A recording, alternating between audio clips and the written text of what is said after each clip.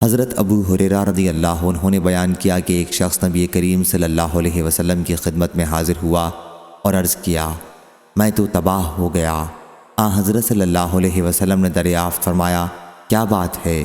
عرض کیا کہ میں نے رمضان میں اپنی بیوی سے ہم بستری کر لی۔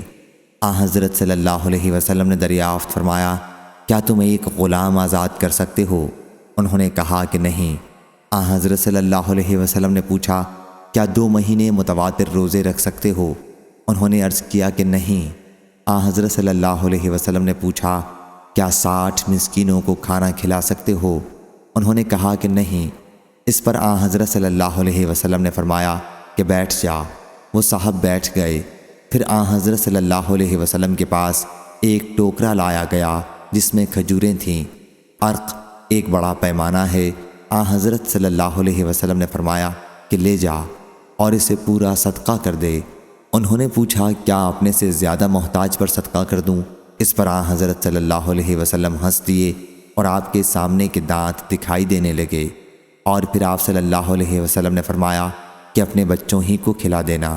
صحیح بخاری حدیث نمبر 6709۔